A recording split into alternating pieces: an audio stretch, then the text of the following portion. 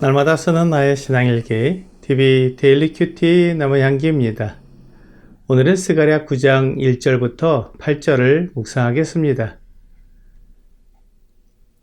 여호와의 말씀이 하드락 땅에 내리며 다윗에게 머물리니 사람들과 이스라엘 모든 지파의 눈이 여호와를 우러러 보미니라. 그 적경한 하맛에도 임하겠고 두로와 시돈에도 임하리니 그들이 매우 지혜로움이니라. 두로는 자기를 위하여 요새를 건축하며 은을 티끌같이 금을 거리에 진흙같이 쌓았도다. 주께서 그를 정복하시며 그의 권세를 바다에 쳐넣으시리니 그가 불에 삼켜질지라. 아스글론이 보고 무서워하며 가사도 심히 아파할 것이며 에그로는 그 소망이 수치가 되므로 역시 그러하리라. 가사에는 임금이 끊어질 것이며 아스글론에는 주민이 없을 것이며 아스돗에는 잡족이 거주하리라.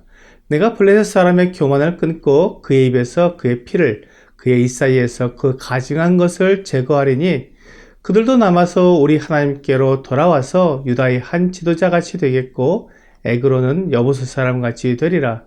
내가 내 집을 둘러 진을 쳐서 적군을 막아 거기 왕래하지 못하게 할 것이라.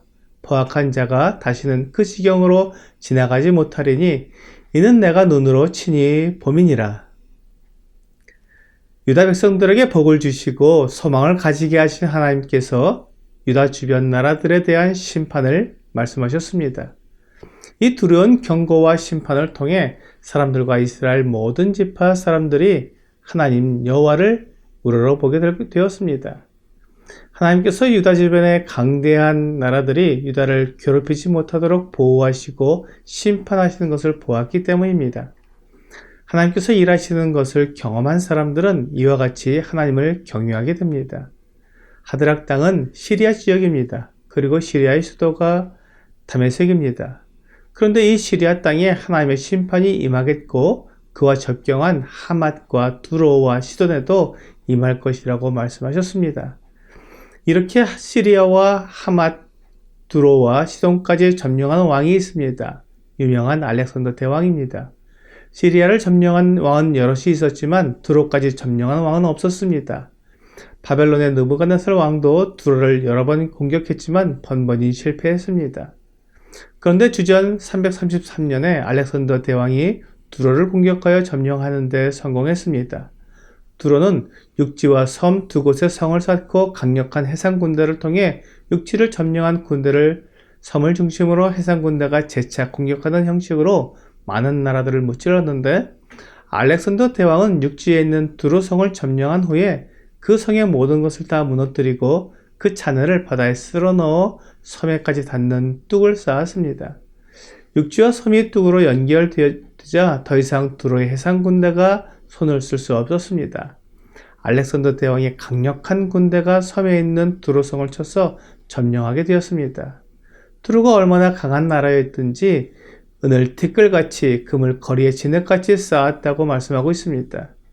그런데 본문 4절에서 주께서 그를 정복하시며 그의 권세를 바다에 쳐넣으시리니 그가 불에 삼켜지리라고 말씀하신 대로 육지에 있는 성은 다 무너져 바다에 던져 넣게 되었고 섬에 있는 성은 불에 삼켜졌습니다. 5절에 나오는 아스글론은 이스라엘 땅의 지중해 연안에 있는 블레셋의 성이었습니다. 그들은 두로와 같이 강력한 해상 군대를 가지고 있던 민족이었습니다. 그런데 알렉산더 대왕에 의해 두로가 무너지는 것을 보고는 두려워 떨게 된 것입니다. 가사와 에그론, 아스돈 모두 블레셋의 대표적인 성들이었습니다. 그들이 다 무너지고 멸망하고 주민이 없게 될 것입니다. 하나님께서 블레셋의 교만함을 아셨기 때문에 그렇게 완전히 멸망하게 하신다고 말씀하셨습니다. 이렇게 유다 주변의 강한 민족들에 대해 하나님께서 심판하시겠다고 말씀하셨기 때문에 유다 백성들은 마음의 위로가 되었을 것입니다. 그들이 바벨론의 포로로 끌려갔다가 겨우 돌아왔기 때문에 주변 강대국에 대해 매우 두려워했을 것이며 또다시 포로로 끌려갈 수도 있다는 생각에 많이 위축되었을 것입니다. 그러나 그들을 페르시아의 강력한 제국에서 다시 예루살렘으로 돌아오게 하신 하나님께서 그들 주변의 나라들을 심판하시겠다고 약속해 주셨으니 큰 위로가 되었을 것입니다. 더구나 블레셋을 심판하시는 하나님께서 그들을 받아주시겠다고 약속해 주셨습니다. 블레셋 민족에게 있던 가증한 것들을 다 제거해 버리고 마치 가나안을 정복할 때 여호수아를 속이고 이스라엘의 한 부족처럼 함께 지내게 된 여보스 족속처럼 이스라엘 민족과 함께 지내게 될 것이라고 말씀해 주셨습니다. 하나님께서 이스라엘을 내 집이라고 말씀해 주셨습니다. 그리고 그 집을 둘러 진을 칠 것이기 때문에 적군이 그곳으로 왕래하지 못할 것입니다. 포악한 자가 그리로 다니지 못할 것입니다. 요한계시록 21장은 마지막 때에 있을 새 예루살렘 성을 우리에게 보여주고 있습니다. 25절부터 27절까지에는 낮에 성문들을 도무지 닫지 아니하리니 거기에는 밤이 없음이라. 사람들이 만국의 영광과 존귀를 가지고 그리로 들어가겠고 무엇이든지 속된 것이나 가증한 일 또는 거짓말하는 자는 결코 그리로 들어가지 못하되 오직 어린 양의 생명책에 기록된 자들만 들어가리라 라고 말씀하고 있습니다. 이 아름다운 새 예루살렘 성에는 무엇이든지 속된 것이나 가증한 일 또는 거짓말하는 자는 결코 그리로 들어가지 못할 것입니다. 주 예수님께서 새 예루살렘 성에서 자기 백성들과 함께 계실 것인데 그 거룩한 주님께서 다스리는 성이기 때문에 악한 자들이 그 성에 들어가지 못할 것입니다. 하나님의 심판은 확실하기 때문에 아무도 그 심판을 피할 수 없습니다. 마태복음 25장 31절부터 33절까지에는 인자가 자기 영광으로 모든 천사와 함께 올 때에 자기 영광의 보좌에 앉으리니 모든 민족을 그 앞에 모으고 각각 구분하기를 목자가 양과 염소를 구분하는 것 같이 하여 양은 그 오른편에 염소는 왼편에 두리라 라고 말씀하고 있습니다. 주 예수 그리스도께서 이 세상에 다시 오실 때에는 영광의 모습으로 오시며 영광의 보좌에 앉아 모든 민족을 심판하실 것입니다. 주 예수님께서 심판하실 때 모든 민족을 심판하시겠다고 하셨기 때문에 어떤 민족도 심판을 피할 수 없습니다. 이와 같이 모든 민족들이 심판을 받을 뿐만 아니라 모든 사람들이 다 심판을 받을 것입니다.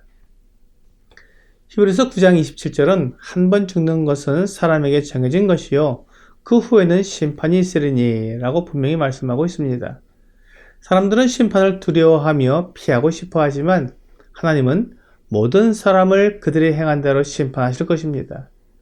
계시록 20장 13절은 바다가 그 가운데에서 죽은 자들을 내주고 또 사망과 음부도 그 가운데에서 죽은 자들을 내주매 각 사람이 자기의 행위대로 심판을 받고 라고 말씀하시므로 아무도 그 심판에서 피할 수 없음을 말씀하고 있습니다. 오늘의 적용 질문을 보겠습니다. 하나님께서 심판하지 못할 나라들과 권세들이 있습니까? 이 세상 모든 나라의 권세들이 다 하나님께 심판을 받게 될 것입니다. 모든 사람을 심판하시는 분이 하나님이십니다. 오늘 하나님의 심판을 기억하며 하나님 앞에서 마땅히 해야 할 일들을 하는 여러분과 제가 되기를 주 예수님의 이름으로 기도합니다.